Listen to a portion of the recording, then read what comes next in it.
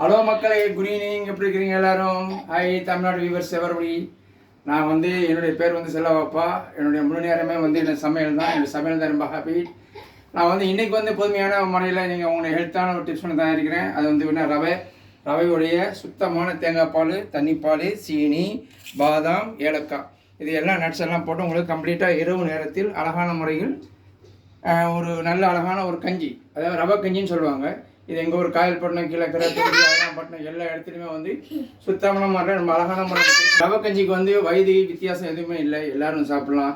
எங்களுடைய kitchen small kitchens தான். என்னுடைய எல்லா ப்ராப்பர்ட்டிங்க தான் வச்சுருக்கிறேன். பாருங்கள், நான் எப்பயுமே சமையல் செய்யும் போது ரொம்ப கிளியராகவும் ரொம்ப சத்தமாகவும் அழகான முறையில் செய்வேன்.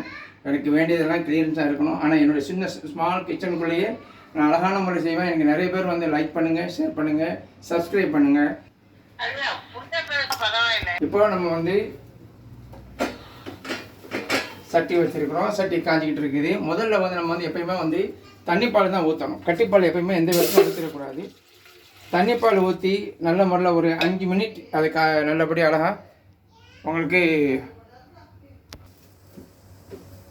ஹாய் வியூவர்ஸ், மீண்டும் செல்லவாப்பா தான். பால் இப்போ நல்லபடியாக கோச்சிக்கிட்டு வருது. தண்ணிப்பால் கோச்சிக்கிட்டு இருக்குது. இந்த நேரத்தில் நம்ம கொஞ்சமாக ஏலக்காய் மட்டும் ஆட் பண்ணிக்கலாம்.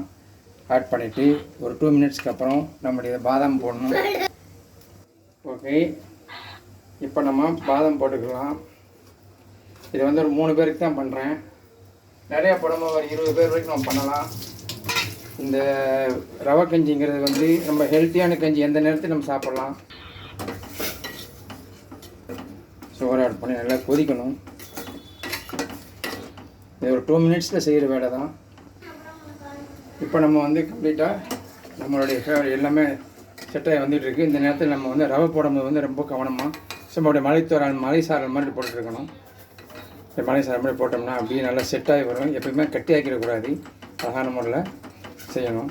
இந்த ரவை கஞ்சி எல்லாருக்கும், பெரியவங்களும் சின்னவங்க வரைக்கும் யாருக்குமே எல்லோரும் சாப்பிட்லாம். இந்த நேரத்தில் கொஞ்சம் முறை நெய் மட்டும் போட்டுக்கணும். தேங்காய் பாலை விட்டு மூடிட வேண்டியது. கட்டி தேங்காய் பாலை விட்டு க்ளோஸ் பண்ணிட வேண்டியது. அழகான ரவை கஞ்சி ரெடி. அப்போ இது இடியாப்பம், ஆப்பம், தோசை, இட்லி எல்லாத்துக்கும் யூஸ் பண்ணுறேன். மீண்டும் வேறு ஒரு வீடியோவில் உங்களை சந்திக்கிறேன். Bye, good night.